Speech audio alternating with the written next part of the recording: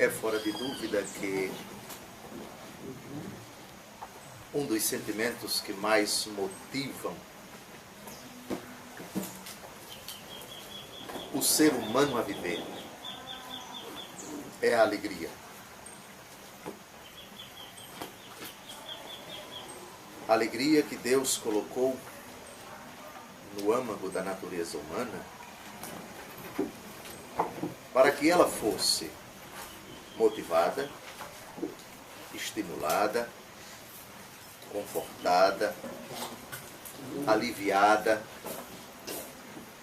diante de tantos percalços a que ela está sujeita na sua aventura aqui na Terra. Falar de alegria é falar do próprio Deus, é sintetizar aquilo que Deus reservou para nós. Não se perturbe o vosso coração. Crede em Deus, crede também em mim. Na casa do meu Pai há muitas moradas. Não fora assim, e eu vos teria dito, pois vou preparar-vos um lugar.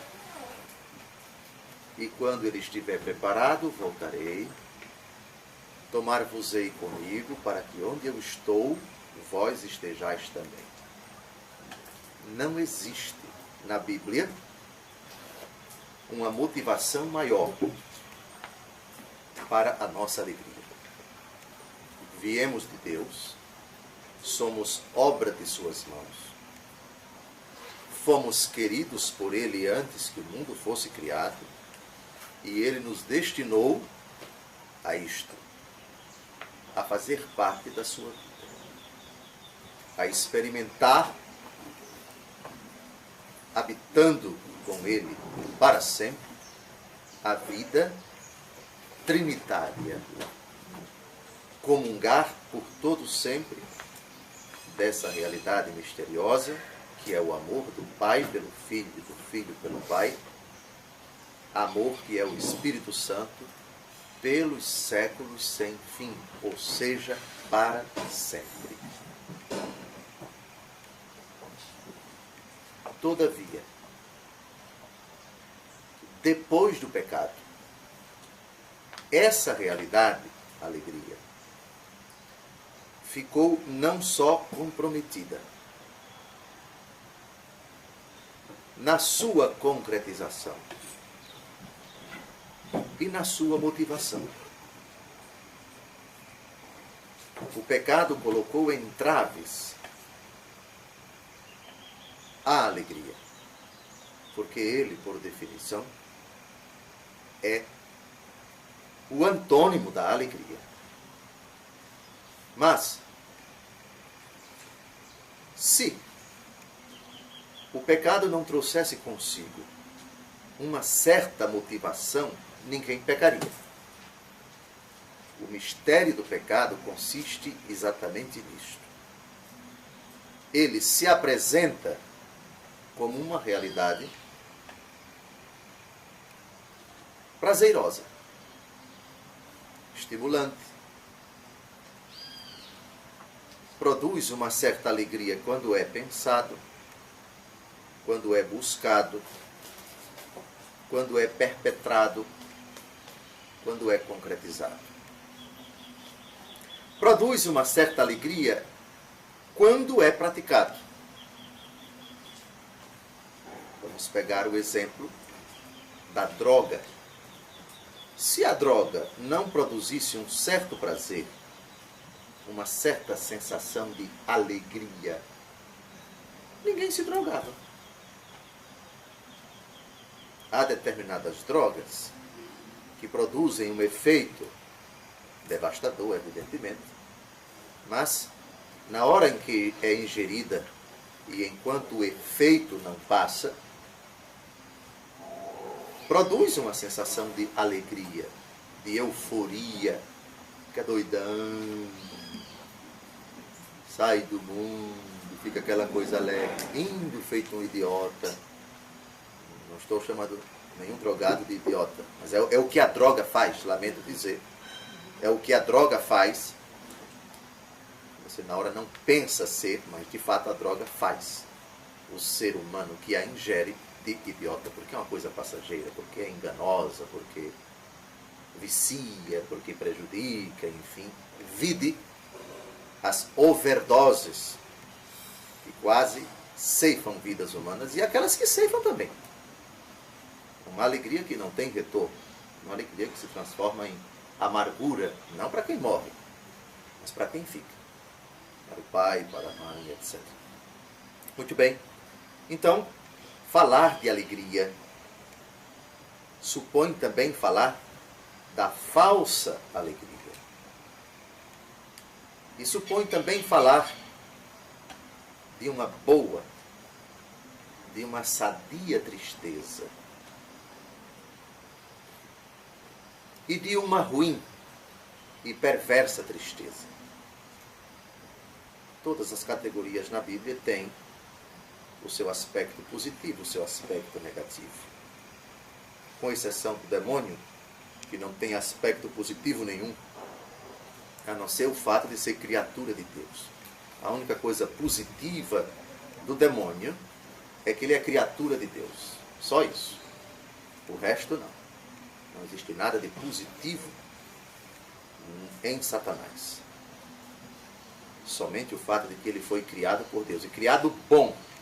E enquanto ele é conservado por Deus e não é destruído, e Deus não quer destruí-lo, eu te amo com eterno amor. Jeremias capítulo 31, versículo 3. É uma frase que se aplica a todas as criaturas, homens e anjos.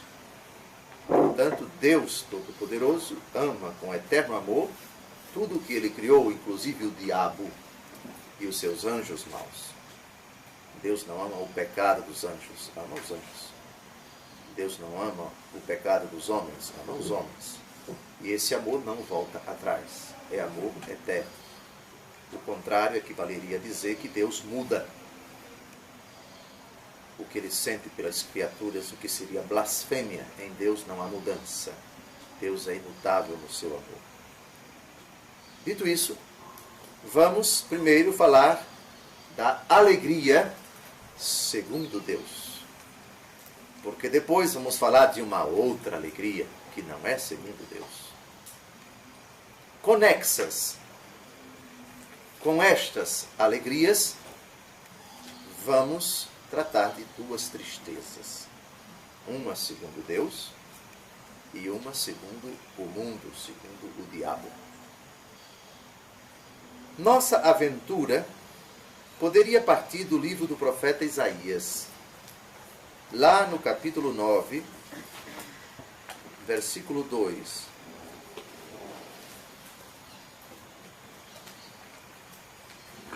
Uma profecia acerca do reino do Messias, página 950, Isaías 9, versículo 2.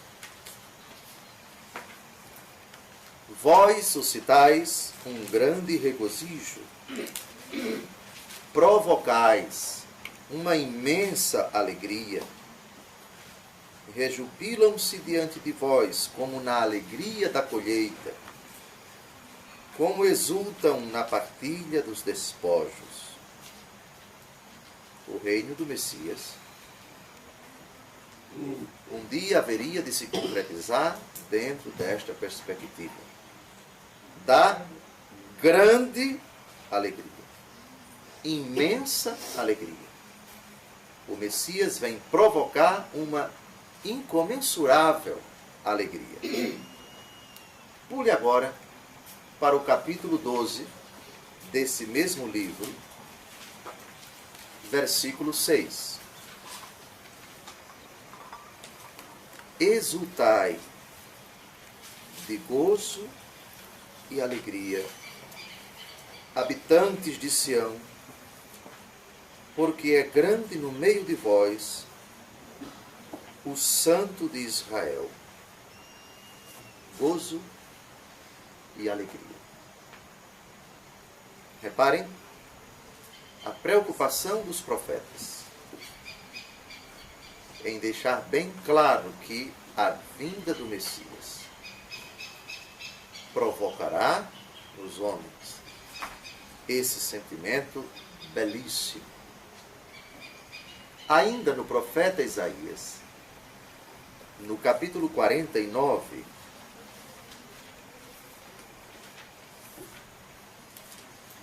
versículo 13,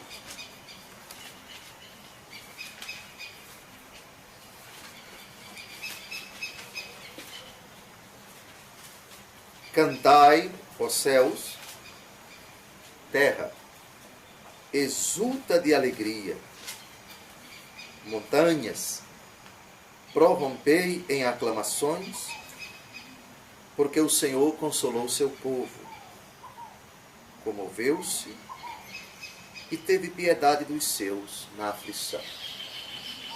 Aqui não são apenas os homens que experimentam a alegria, é toda a terra, é todo o céu, são todas as montanhas. Então se trata de um sentimento, digamos assim, cósmico, universal, que ultrapassa os limites da humanidade. Ainda no Antigo Testamento, no penúltimo livro, nós sabemos que o último livro do Antigo Testamento é Malaquias, mas no penúltimo livro, Zacarias, capítulo 9, página 1276, Zacarias, capítulo 9, versículo 9. Muitos outros versículos do Antigo Testamento temos que abordam esse tema, mas vamos ficar apenas neste, já vimos bastante os profetas.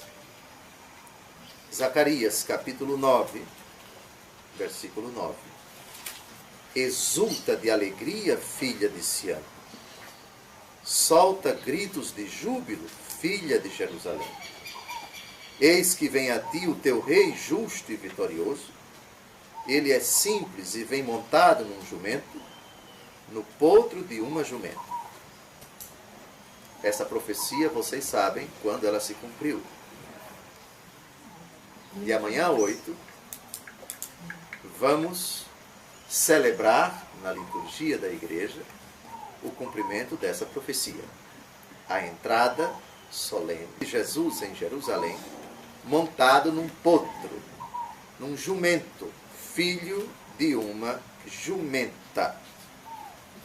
Jesus aclamado com hosanas pela multidão que o saúda com ramos de oliveira. Agora, vamos entrar na alegria, segundo Deus, no Novo Testamento. Lucas é o evangelho da alegria. Vamos ver 3 versículos do evangelho segundo Lucas que abordam esse tema. Qual foi a primeira criatura no evangelho segundo Lucas a experimentar uma incontida alegria quando recebeu a visita do arcanjo? Lucas, capítulo 1,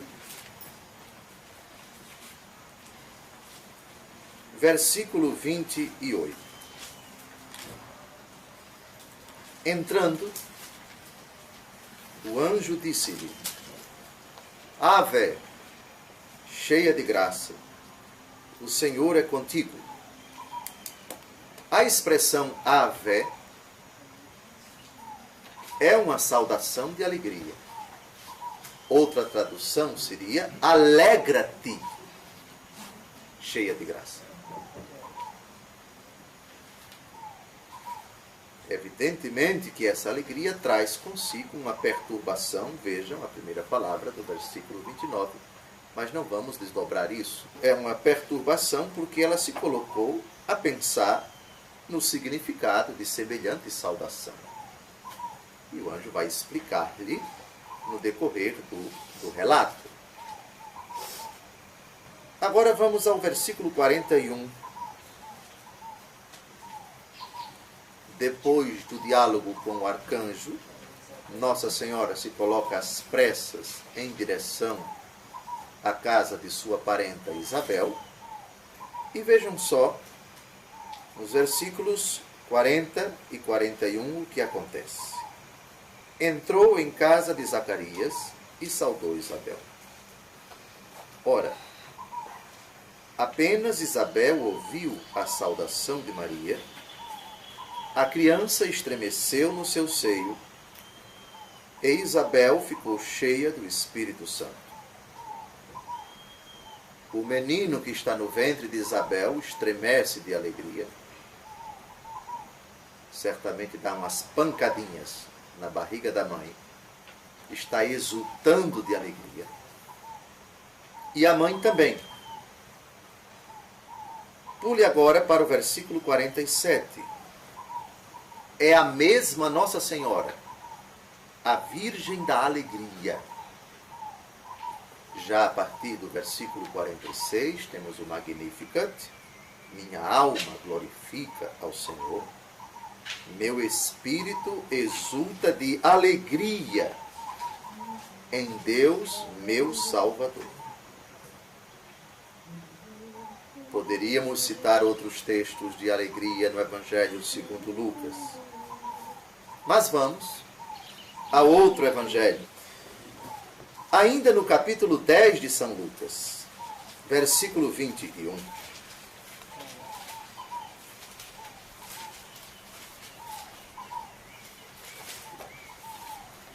Nós temos o próprio Jesus exultando de alegria.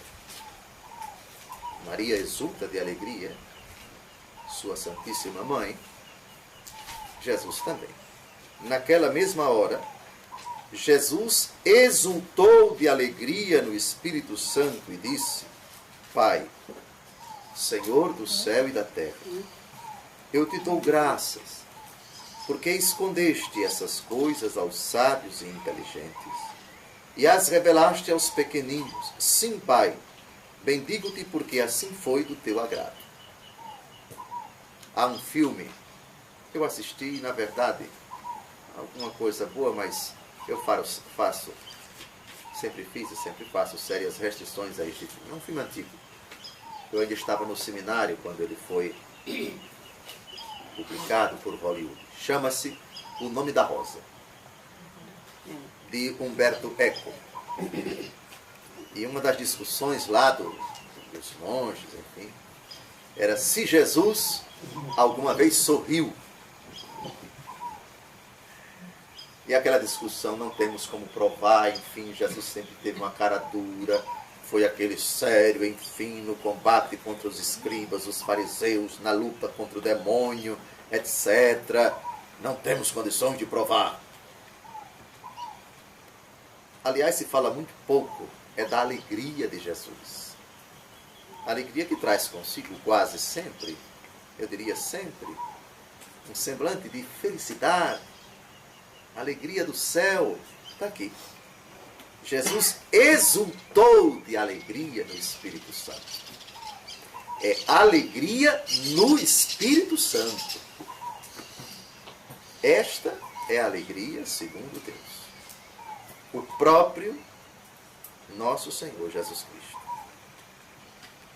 Mas há um outro evangelho onde nós temos inúmeras citações acerca desse tema.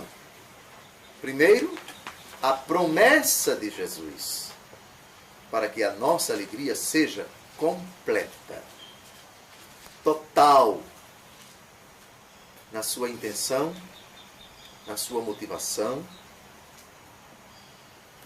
e na sua execução. Vamos ao Evangelho segundo João. Capítulo 3, versículo 29.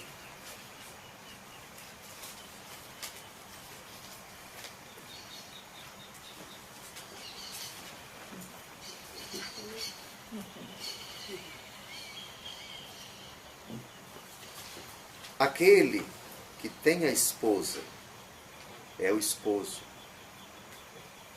O amigo do esposo, porém, que está presente e ouve, regozija-se sobremodo com a voz do esposo. Nisso consiste a minha alegria, que agora se completa. Essa frase, vocês sabem, é de João Batista. João Batista experimenta a alegria completa, porque aquele que ele tanto esperava chegou. Ele apontou Jesus como o Cordeiro de Deus que tira o pecado do mundo. Ele batizou Jesus. E reparem, depois que sua alegria se completa, o que ele diz no versículo 30, importa que ele cresça e eu diminua. A alegria de São João Batista aqui é absolutamente completa, plena, cabal, não falta absolutamente nada. Qualquer alegria que não seja perpassada por Jesus, que não tenha como objeto Jesus, que não aponte a Jesus, que não seja motivada, celebrada em Jesus, com Jesus e por Jesus, não é completa. Tirou Jesus, nada se completa. Sem mim, nada podeis fazer. Aliás, no capítulo 15 do mesmo Evangelho, nós temos uma frase de Jesus. João, capítulo 15, versículo 11. Disse-vos essas coisas, para que a minha alegria esteja em vós, e a vossa alegria seja completa. Minha alegria. De novo, uma prova incontestável de que o sentimento, de que, na verdade, o íntimo do ser de Jesus é de incontida alegria. O preciso acerca da alegria de Jesus é exatamente isto. Jesus é a alegria. Quem gosta de música clássica, levante a mão. Pois bem, pois eu proponho a dona Cidinha que vai procurar em algum lugar Jesus, a alegria dos homens.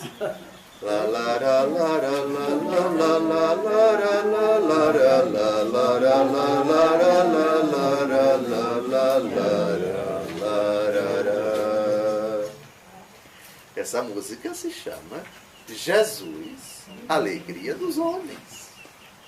Muito bem, mas tem mais, a coisa não para por aí não, é muita felicidade. No capítulo 16, versículo 20, de novo, nosso Senhor Jesus Cristo retoma o tema da alegria. Em verdade vos digo, haveis de lamentar e chorar, mas o mundo se há de alegrar. Gravem esse texto, porque a alegria segundo o mundo, a alegria diabólica, a alegria satânica, já aparece aqui. O mundo há de se alegrar com o sofrimento de Jesus, com a morte de Jesus, com o rechaço de Jesus, com a recusa da pessoa de Jesus. Aqui já temos uma prova inconteste de que existe uma alegria que não é a alegria de Deus. Em verdade vos digo, haveis de lamentar e chorar, mas o mundo se há de alegrar. E haveis de estar tristes, mas a vossa tristeza se há de transformar em alegria. Quando a mulher está para dar à luz, sofre porque veio a sua hora. Mas depois que deu à luz a criança, já não se lembra da aflição, por causa da alegria que sente de haver nascido um homem no mundo. A assim também vós, sem dúvida, agora estáis tristes, mas hei de ver-vos outra vez, e o vosso coração se alegrará, e ninguém vos tirará a vossa alegria. Mas Jesus, e reparem que esse é um discurso de despedida. Jesus está aqui na véspera de sua morte. Os discípulos estão desolados. Os apóstolos estão arrasados. É um sentimento indescritível de desolação, de prostração. Eles estão psicologicamente um trapo. Mas Jesus consola-os. Promete-lhes que a alegria vai ser o sentimento deles.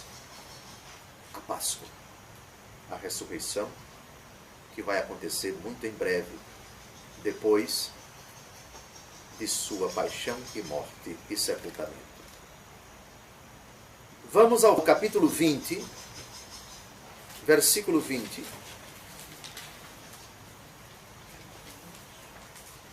Do mesmo Evangelho segundo João.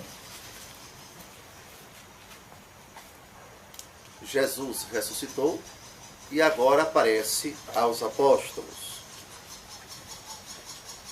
Dito isso, mostrou-lhes as mãos e o lado. Os discípulos alegraram-se ao ver o Senhor. Alegria. Jesus ressuscitou. Agora, vamos abordar o tema após Pentecostes. Vamos aos Atos dos Apóstolos, que é o próximo livro. Depois da efusão do Espírito Santo, quando os apóstolos pregaram o Evangelho destemidamente, e é São Pedro quem inaugura a missão de pregar o Evangelho após Pentecostes. Atos dos Apóstolos, capítulo 2, versículo 46. É a primeira vez que aparece alegria nos Atos dos Apóstolos. Atos, capítulo 2, versículo 46. Unidos de coração, frequentavam todos os dias o templo, partiam o pão nas casas e tomavam a comida com alegria e singeleza de coração. Os primeiros cristãos, portanto, viviam alegres, experimentavam a alegria. Constantemente viviam extravasando essa alegria. Pule agora para o capítulo 8, versículo 8. Vamos a Samaria. Lá existe uma comunidade de cristãos. Samaria é a parte setentrional, é a parte do centro de Israel. Por esse motivo, naquela cidade reinava grande alegria. Evidentemente por causa da pregação do Cristo, por causa da fé que a palavra de Deus despertava neles, o que os levava à conversão e à recepção do sacramento do batismo. Ainda nos Atos dos Apóstolos, vamos ao capítulo 13, versículo 52. São Paulo está em Antioquia da Pisídia, prega a palavra de Deus, leva muitos à conversão, à fé, ao batismo. E São Lucas, que é o autor dos Atos dos Apóstolos, conclui: os discípulos, por sua vez, estavam cheios de alegria e do Espírito Santo. No capítulo 8, volte um pouco. versículo 39.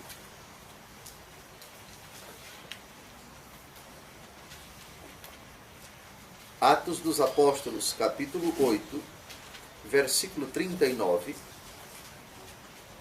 Mal saíram da água, o Espírito do Senhor arrebatou Filipe dos olhares do eunuco, que cheio de alegria continuou o seu caminho. Esse eunuco era um oficial da rainha da Etiópia. Ele tinha ido a Jerusalém para adorar a Deus.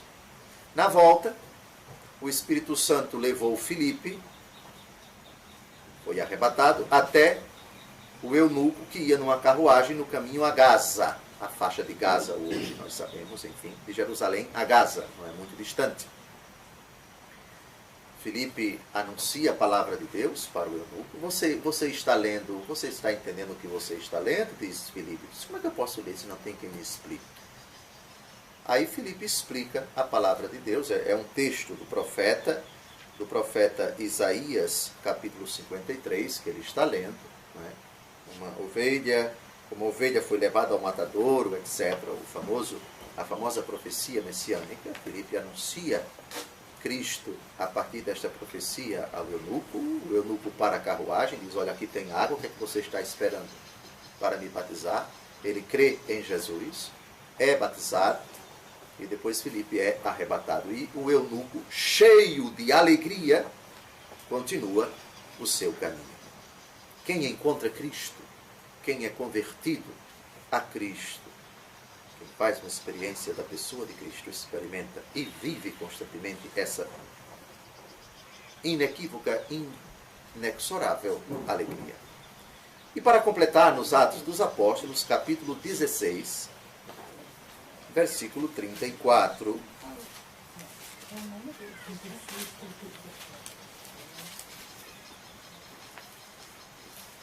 Paulo e Silas são presos.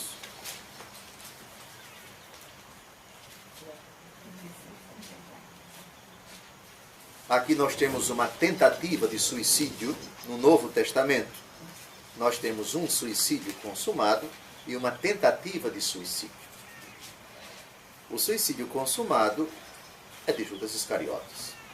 Mas aqui, um irmão nosso, irmão depois que se converteu, que se batizou, lógico, ele e todo mundo de sua família, Paulo e Silas estão na prisão, acontece um terremoto, um grande tremor, as cadeias se abrem, o carcereiro de Filipos, responsável pela guarda dos prisioneiros, vendo aquilo, pegou uma espada, a espada dele, e tentou se matar.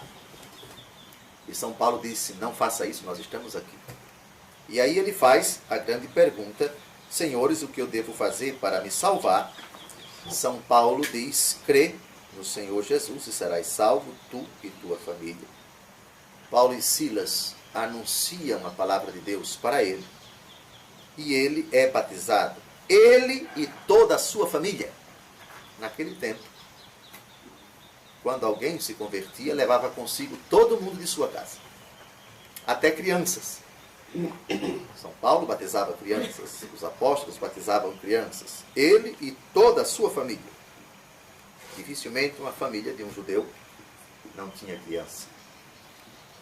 As famílias que não têm crianças são as nossas aqui no Ocidente, onde muitos já não querem mais ter filhos, né?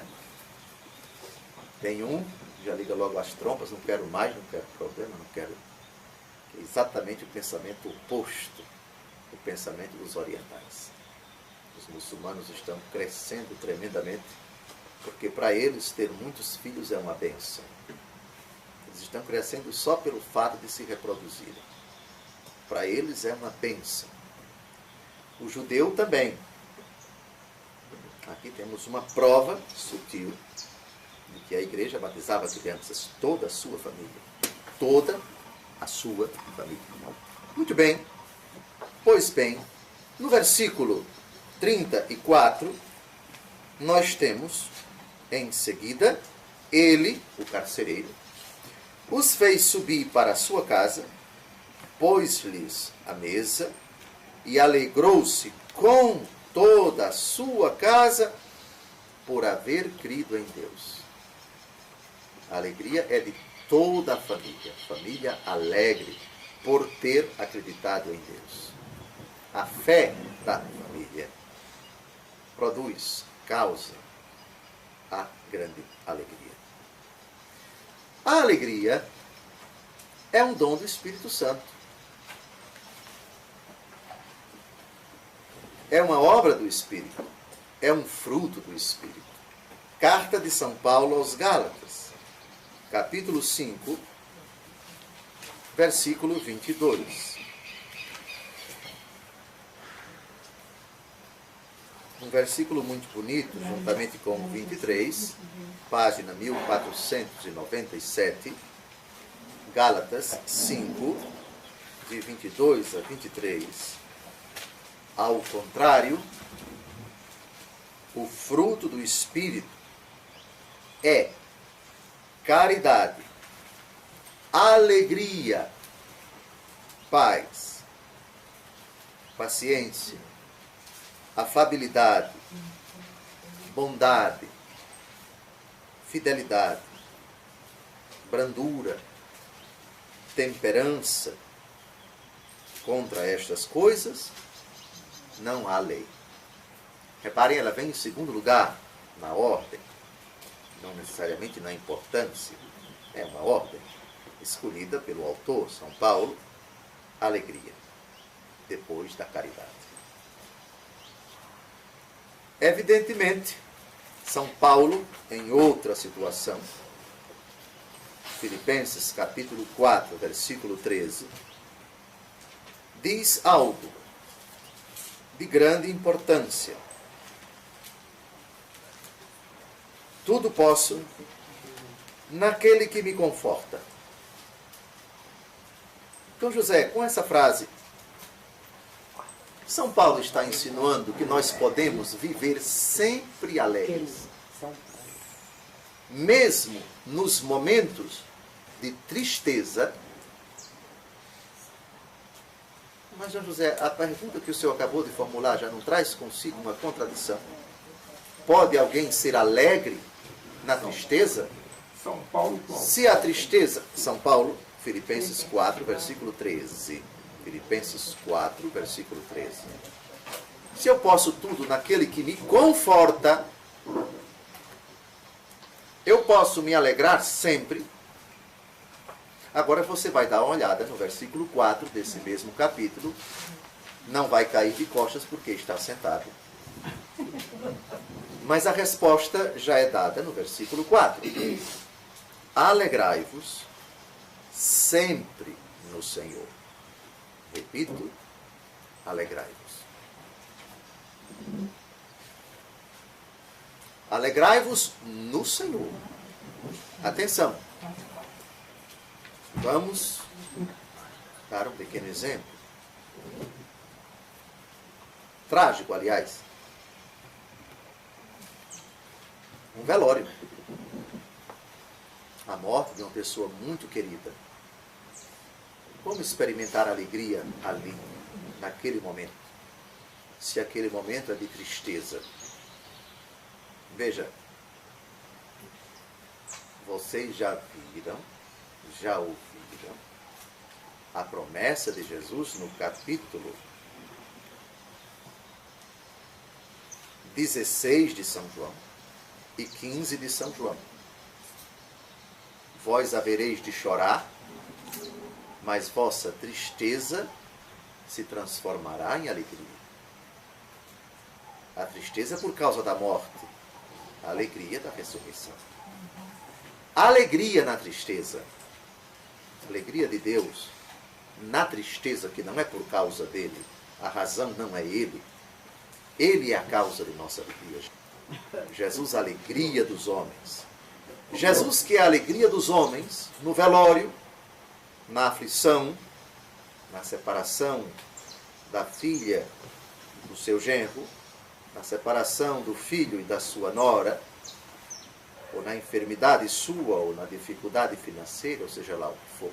Essa alegria contínua, nesse momento de particular dificuldade, pensemos no próprio Cristo na cruz, que sempre exultou de alegria, naquele momento pavoroso, de extrema aflição, de profundo sofrimento, da mais inominável tristeza,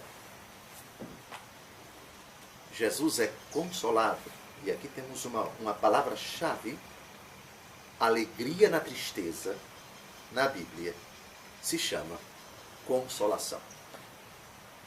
Alegria na tristeza se chama consolação. Então, São Paulo, ao dizer alegrai-vos sempre no Senhor, repito, alegrai-vos, Filipenses 4:4, quando ele diz sempre, é em todas as ocasiões. Na tristeza, a alegria do cristão atende pelo nome de consolação. É no início da segunda carta de São Paulo aos Coríntios que nós temos a explicação de alegria na tristeza. Alegria na tristeza se chama consolação. São os 5 primeiros versículos dessa segunda carta aos Coríntios que tratam desse argumento. Mas se quisermos estender até o versículo 7, São Paulo não vai ficar com raiva. Paulo, apóstolo de Jesus Cristo, segundo aos Coríntios, capítulo 1, é o começo dela, é o começo. É o começo. Paulo, apóstolo de Jesus Cristo, pela vontade de Deus, e o irmão Timóteo, a igreja de Deus que está em Corinto, e a todos os irmãos santos que estão em toda a Acaia, a vós, graça e paz da parte de Deus nosso Pai e da parte do Senhor Jesus Cristo. Bendito seja Deus, o Pai de nosso Senhor Jesus Cristo, o Pai das misericórdias, Deus de toda consolação, primeira vez, que nos conforta, segunda vez, em todas as nossas tribulações, para que, pela consolação, 3 vezes, com que nós mesmos somos consolados por Deus, 4 vezes, possamos consolar, 5 vezes, os que estão em qualquer angústia. Com efeito, à medida em que em nós crescem os sofrimentos de Cristo, crescem também por Cristo as nossas consolações. Mais uma vez. Se, pois, somos atribulados, é para a vossa consolação e salvação, 6 vezes.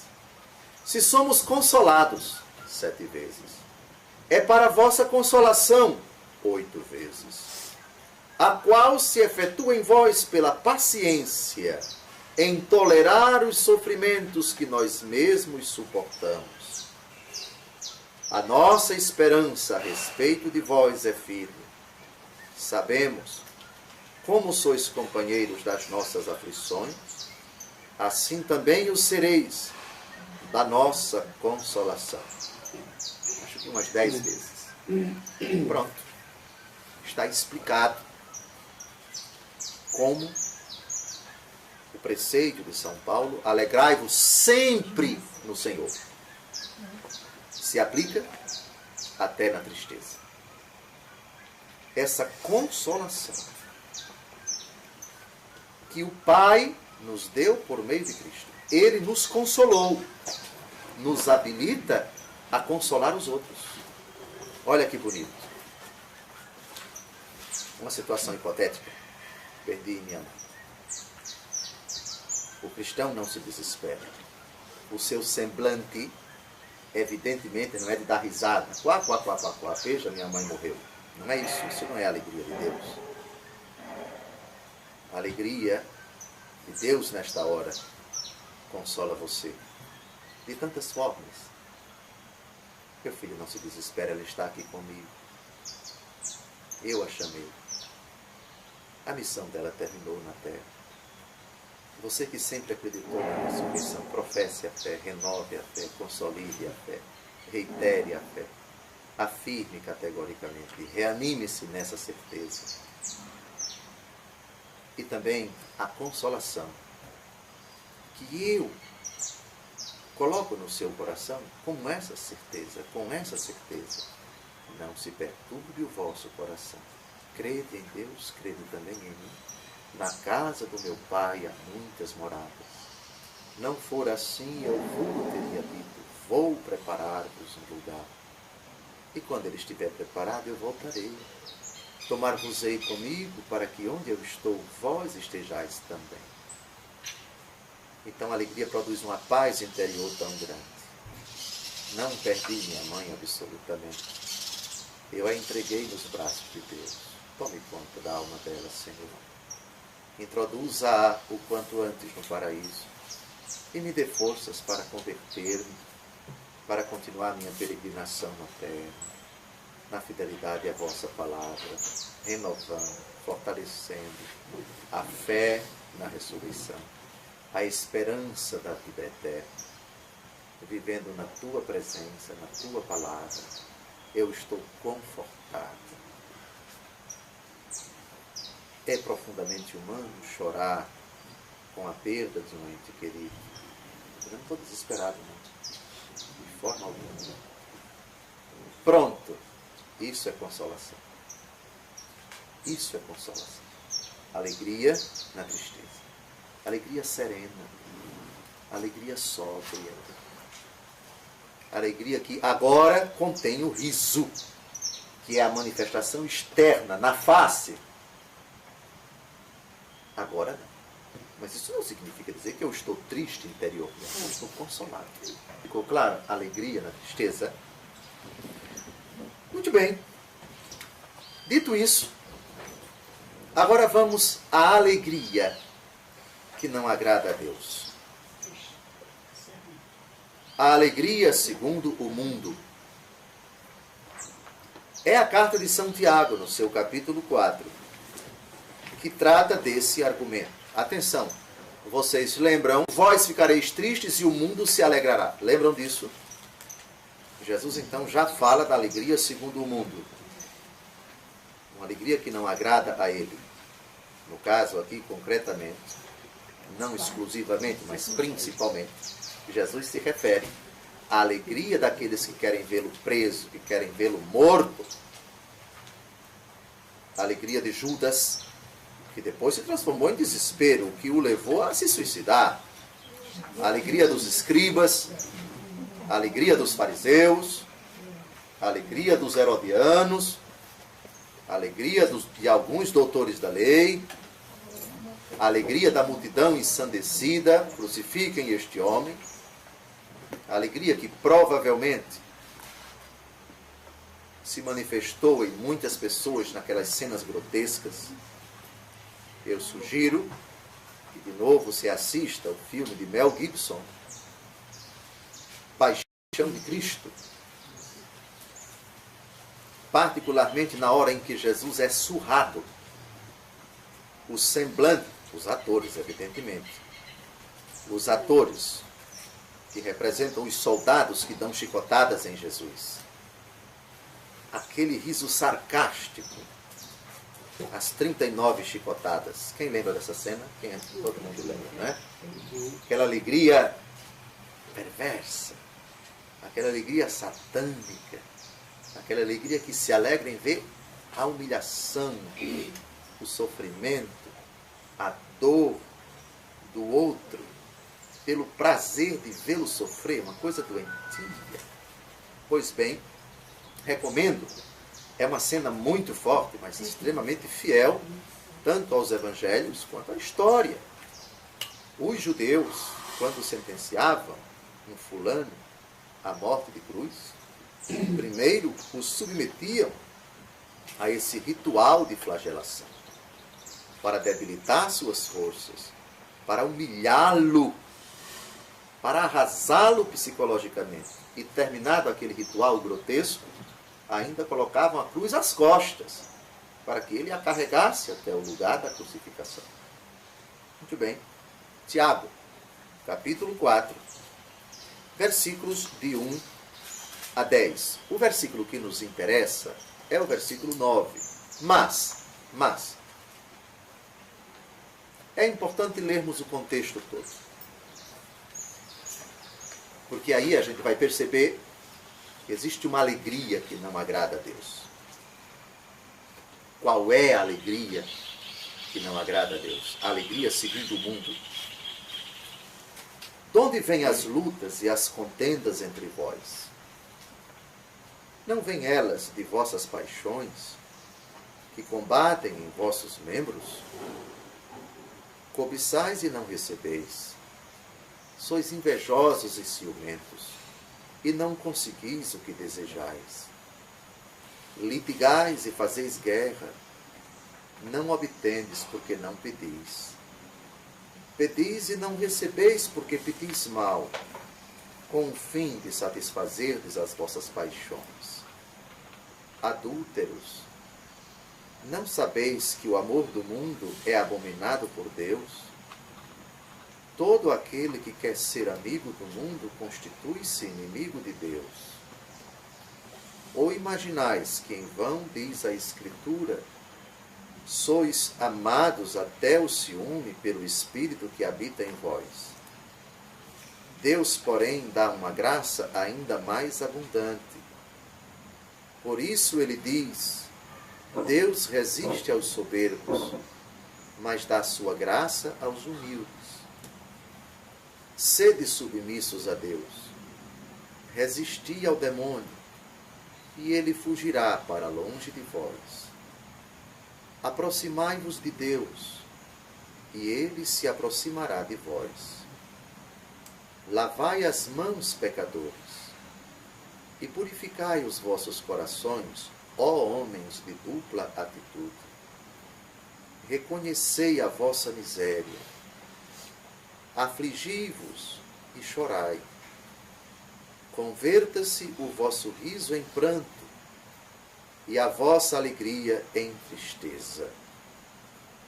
Humilhai-vos na presença do Senhor, e ele vos exaltará. No versículo 9, então, temos explicitamente a alegria que não agrada a Deus. A alegria segundo o mundo. A alegria que deve ser, se quisermos nos salvar, para aquele que se alegra no mundo, se quiser se salvar, é preciso transformar o seu riso em pranto e a sua alegria em tristeza. Dito isso, agora vamos à tristeza segundo Deus. Já vimos a alegria segundo Deus e a alegria segundo o mundo. A alegria que agrada a Deus é a primeira, e a alegria segundo o mundo que não agrada a Deus é a segunda. Agora, vamos à tristeza segundo Deus.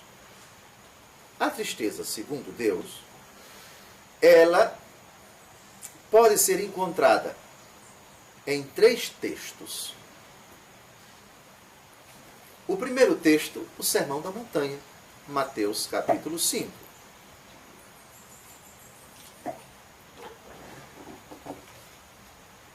Versículo 4, página 1288. Mateus capítulo 5, versículo 4. Bem-aventurados os que choram, porque serão consolados. Existe um choro que é bem-aventurado. Existe um choro que agrada a Jesus. Mas que choro é esse? Aqui Jesus apresenta o choro bem-aventurado. Mas se pergunta, há alguma passagem do Novo Testamento, dos Evangelhos, em que Jesus pede a alguém para chorar? Jesus alguma vez disse para alguém, chore? primeiro momento vocês vão dizer, bem, Jesus disse à viúva de Naim, não chore, não chore. E depois ressuscitou o seu filho, que já ia ser enterrado, cujo corpo ia ser enterrado. Jesus não disse não chore, mas disse que teu irmão ressuscitará, a Marta e Maria, no capítulo 11 do Evangelho segundo João. Mas Jesus disse a alguém, não chore. Claro que disse. E Jesus disse, chore. Pode chorar. E é para chorar mesmo. Vejamos se ele disse.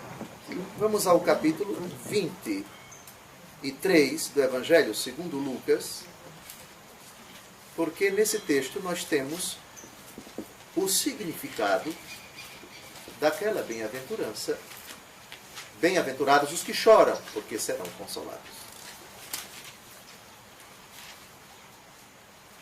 Reparem que o verbo consolar aqui no particípio, consolados, faz lembrar qual passagem de São Paulo que a gente viu ainda há pouco, segunda carta aos Coríntios. Consolação. Lembram? Lembram? Consolação. Lucas capítulo 23, de 27 a 31. A cena é comovente. Jesus está com a cruz às costas. Está se encaminhando para o Calvário. A cena é espantosamente sofrida. Jesus com a cruz às costas. Seguia-o uma grande multidão de povo e de mulheres, que batiam no peito e o lamentavam. Voltando-se para elas, Jesus disse, filhas de Jerusalém, não choreis sobre mim, mas chorai sobre vós mesmas e sobre vossos filhos. Porque virão dias em que se dirá, felizes as estéreis, os ventres que não geraram, e os peitos que não amamentaram. Então dirão aos montes, caí sobre nós, e aos outeiros, cobri-nos. Porque se eles fazem isso ao lenho verde, o que acontecerá ao seco? Pronto. O melhor intérprete das palavras de Jesus é Jesus. Quando ele diz, bem-aventurados os que choram, Jesus não está estimulando o masoquismo. Oh, eu quero sofrer. Me deixe, pelo amor de Deus, meter a cabeça na parede para ensanguentar-me, porque só assim eu vou ser consolado. Não, isso é doença. Você não está entendendo nada que Jesus falou. Jesus não quis dizer, bem-aventurados os que choram, porque eles serão consolados. O sentido dessa afirmação está aqui. Jesus não considera o choro bem-aventurado aquele que chora de dó, de pena, o choro de solidariedade. A caridade, sim. Mas chorar ao ver crianças morrendo de fome, chorar vendo injustiças, esse não é o choro bem-aventurado. Não, não, não. O choro que leva à consolação. Não choreis sobre mim. Chorai sobre vós mesmas e sobre vossos filhos. É um choro que tem como motivo algo que está aqui dentro. Eu devo chorar pelo que eu fiz de pecaminoso. Contra Deus, contra o próximo e contra mim mesmo. Esse é o choro. Chorai sobre vós mesmas e sobre vossos filhos. Ou seja, os filhos de vocês fizeram isso comigo.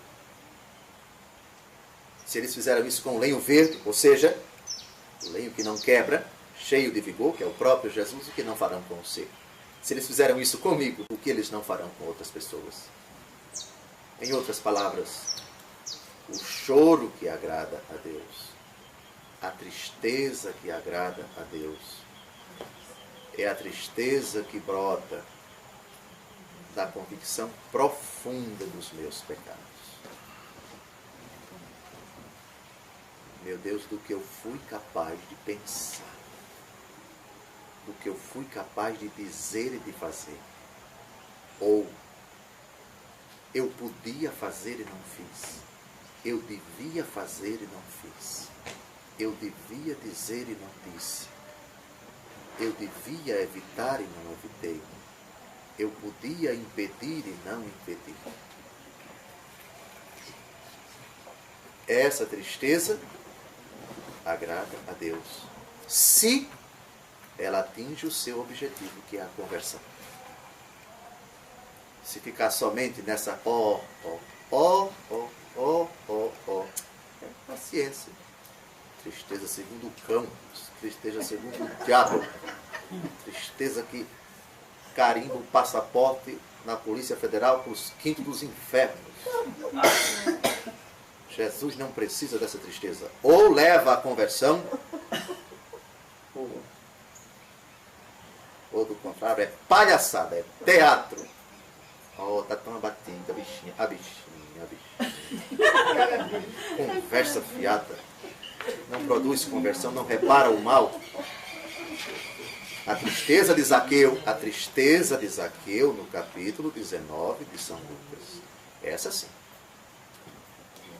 Desce depressa, porque é necessário que eu esteja em tua casa.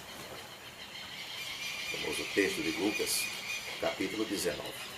Jesus entra na casa de Zaqueu. O texto não diz, mas se presume. Vou dar metade dos meus bens aos pobres. E se defraudei alguém, vou restituir 4 vezes mais. No encontro com Jesus, esse Senhor ficou tão tocado, o impacto da pessoa e da doutrina de Jesus foi tão avassalador, que esse homem ficou de uma tristeza tremenda e concluiu: a única forma de reparar isso é esta. Tristeza, segundo Deus. Bem-aventurados os que choram, porque serão consolados. Qual é o consolo? O perdão de Deus. E a força que Ele lhe dá para você reparar o mal que você cometeu. Porque não é suficiente o perdão de Deus para entrar no céu. Não basta se arrepender e ser perdoado. É preciso ainda reparar o mal que você cometeu. Mateus 5, de 23 a 25. Se estais para trazer a oferta ao altar, e ali te lembrares de que teu irmão tem algo contra ti, deixa a tua oferta e vai primeiro reconciliar-te com teu irmão. Toma sem demora este caminho, para que não aconteça que ele te entregue ao juiz, o juiz te entregue ao carrasco, e o carrasco te ponhas em prisão. Em verdade te digo, de lá não sairás até que tenhas pago o último centavo. O mal que você fez, a consequência do pecado, você vai ter que reparar. Senão não entra no céu. Se não reparar nessa vida, vai reparar na outra, no fogo do purgatório. A tristeza, segundo Deus, produz exatamente isso. Primeiro, a consciência da minha culpa. E depois, a consciência de que o mal que eu causei, eu tenho que reparar, nesta vida ou na outra. Eu tenho que pagar o último centavo. Isso é palavra de Jesus. Mateus 5, 25. Cravem bem os olhos lá. O último centavo. Senão eu não entro no céu. Ainda que perdoado, tenho que reparar o mal que eu cometi. A mentira, a vaidade, a presunção, a violência, a leviandade, todas as manifestações de pecado. Ainda sobre a tristeza, segundo Deus, a tristeza boa, segunda carta de São Paulo aos Coríntios, capítulo 7, versículos de 8 a 10. São Paulo escreveu uma carta para os Coríntios, uma carta que se perdeu. Ela não é a primeira aos Coríntios, é uma outra carta que se perdeu. A comunidade cristã de Corinto. Corinto é uma cidade grande, enorme da Grécia. Acredito que deva ter uns 2 milhões de habitantes hoje. Ela fica no norte, um pouco distante de Atenas, que é a capital. A comunidade cristã da cidade de Corinto, naquele tempo, estava com uma série de problemas que a gente vislumbra existiam nos moldes do que São Paulo descreve na primeira carta aos Coríntios, divisões, partidos. Um diz que eu sou de Paulo, outro de Cefas, outro de Apolo, outros dizem eu sou de Cristo, enfim, a comunidade estava dividida. Este era um dos problemas. São Paulo manda uma carta bem dura, dura mesmo. E alguns não gostaram da carta. Não, alguns não gostaram, não.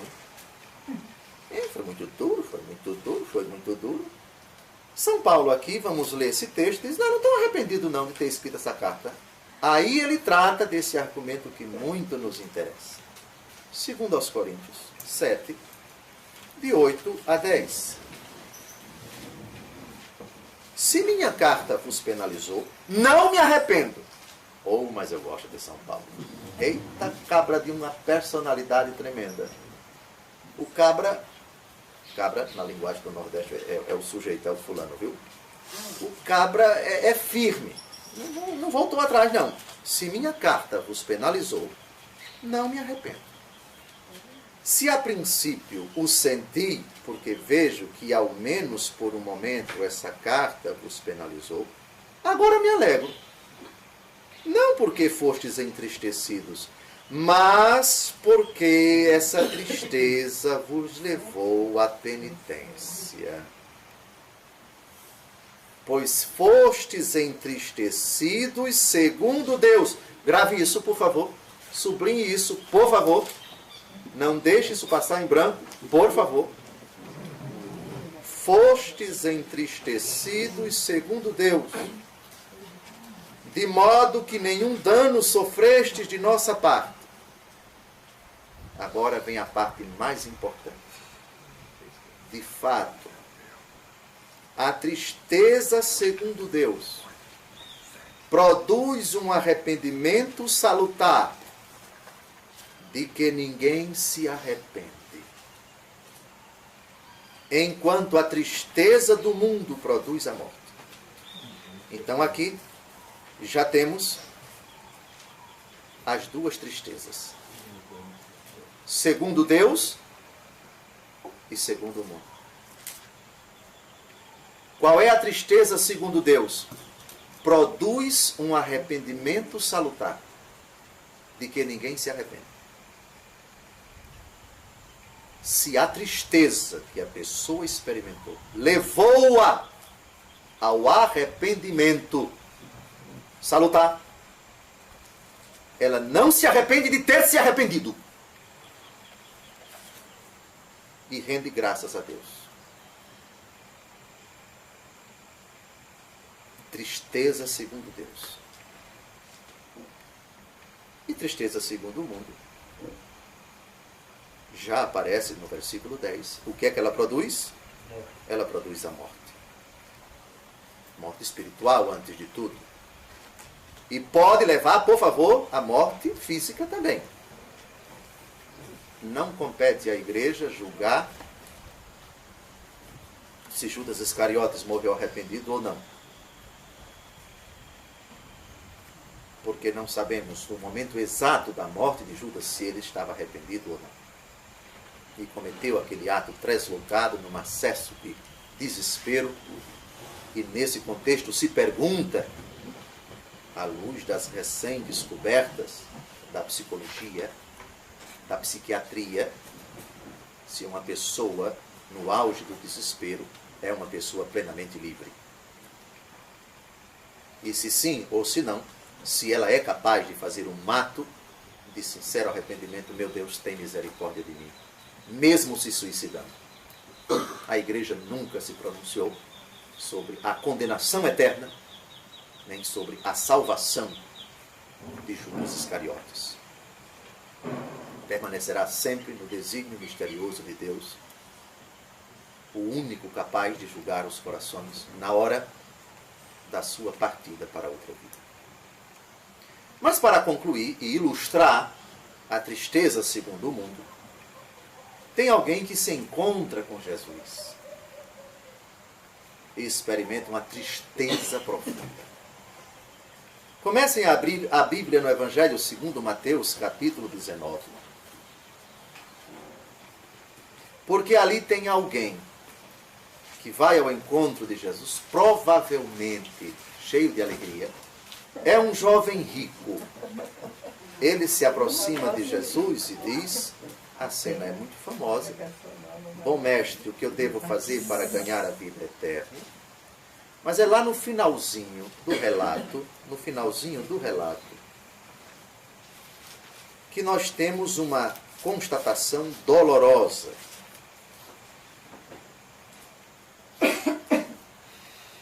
Vamos ler o texto a partir do versículo 16.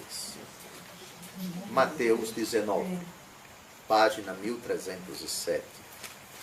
Um jovem aproximou-se de Jesus e lhe perguntou: Mestre, que devo fazer de bom para ter a vida eterna? Disse-lhe Jesus: Por que me perguntas a respeito do que se deve fazer de bom? Só Deus é bom. Se queres entrar na vida, observa os mandamentos. Quais? Perguntou ele. Jesus respondeu: Não matarás. Não cometerás adultério. Não furtarás. Não dirás falso testemunho. Honra teu pai e tua mãe. Amarás teu próximo como a ti mesmo.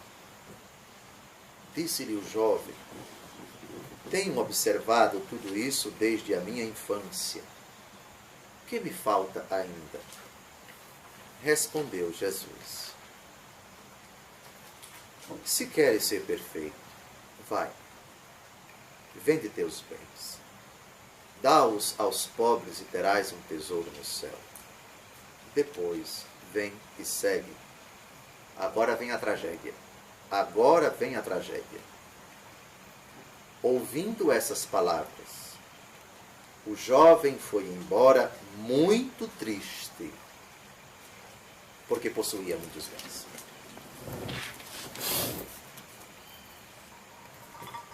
Tristeza segundo o mundo. Bem, para concluir, estão todos sentados, porque eu vou dizer algumas frases agora, e todas elas, aparentemente contraditórias, são verdadeiras. Deus não nos quer alegres. Está certo. Se a alegria for alegria segundo o mundo. Deus nos quer tristes. Sempre tristes. Está certo. A tristeza segundo Deus. Deus não nos quer tristes. Está certo. A tristeza segundo o mundo. Deus nos quer alegres. Está certo. Alegria segundo Deus. Alegria no Espírito Santo. Deus não nos quer nem alegres nem tristes. Está certo. Alegria segundo o mundo e tristeza segundo o mundo. Deus nos quer alegres e tristes. Está certo. Alegria segundo Deus e tristeza segundo Deus. E Deus não nos quer nem alegres nem tristes. Alegria segundo o mundo e tristeza segundo o mundo. Dito isso, eu espero que tenha ficado bem claro o tema da alegria e da tristeza. O texto no seu contexto. Então, o tema da alegria, para o católico bem instruído, para o católico que conhece a palavra, ele já coloca uma interrogação. Epa, de que alegria estamos tratando? Alô, mãe, eu tenho uma notícia para a senhora. Meu filho está tão alegre. Aí a mãe, depois dessa palestra,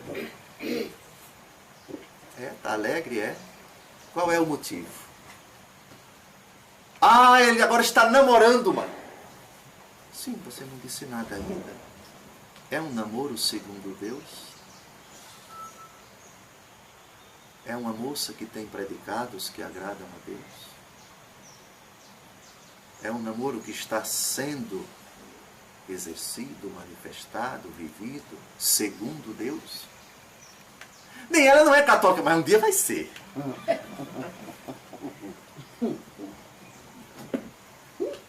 estou tão alegre, não. Porque eu sei o contexto da alegria segundo Deus. Alô, mãe? Olha, eu estou ligando para a senhora aí no Distrito Federal para dizer que meu neto está tão triste. Ah, foi, minha filha? O que foi? Não, ele acabou o namoro. A moça não valia nada. Ele está tão para baixo. Oh, não diga, minha filha. Ele está triste, é. Mas que maravilha. Ajude-o a refletir e a levá-lo a fazer essa experiência de tristeza, segundo Deus, que produz um arrependimento salutar de que ninguém se arrepende. Estejam atentos, portanto, ao tema da alegria e da tristeza. Há uma alegria que é ótima, há outra que é péssima. Há uma tristeza que é horrorosa e uma tristeza que é tão boa. A tristeza do jovem rico. É triste, é? A fulana foi à igreja, pregação do padre. Ela foi muito dura. Fiquei profundamente irritado. Deixa que o sem vergonha vive nas trevas. Jesus colocou nos lábios do sacerdote um recado para ele. O infeliz das costas ocas, ao invés de ter experimentado a tristeza segundo Deus, ter permitido que Deus o tocasse e se arrependesse naquela hora, não. Sai criticando o sacerdote, xingando, encontrando tudo que é defeito. Foi embora muito triste, como o jovem rico. Coitado. Coitado. Então estejam atentos. Nem se comovam essa palavra alegria. Oh, estou tão feliz, minha filha, que você está tão alegre. Tenha calma, por favor. Antes de dizer eu partilho da sua alegria, procure saber qual é o motivo. Procure saber qual é a razão. Pode se tratar da alegria segundo o mundo. Transforme-se a vossa alegria em choro, em pranto. Esteja atento. Primeiro procure conhecer o contexto dessa alegria, para saber se é de Deus ou se é segundo o mundo. E também a tristeza, se é segundo o mundo ou se é segundo Deus. Mas meu filho anda tão triste. Mas que coisa boa. Chora, bichinho. Chora mais, infeliz. Isso é pro teu bem. Infeliz. Oh, que coisa boa. Eu sonhei tanto com isso. Tua alegria presunçosa, teu apego ao pecado, tua vaidade. Caíste do cavalo agora, foi? Não precisa dizer isso para ele, não. Não tenha pena dele, não. Se é uma tristeza segundo Deus, ajude-o a cair em si, a refletir sobre os seus pecados. A tristeza da pocilga do jovem, do filho, o filho pródigo. Vou levantar-me. Voltarei ao meu pai e direi: Pai, pequei contra o céu e contra ti. Não sejam sentimentalistas. Não derramem uma lágrima quando a tristeza de uma pessoa for fruto da convicção de que ela pecou, de que ela ofendeu a Deus, de que ela viveu muito tempo no pecado e agora está na rua da amargura. Podem dizer: bem feito, eu acho é pouco, não por vingança. para que você caia em si, meu filho. Para que você se arrependa. Tristeza segundo Deus. Amém. Amém. Obrigado.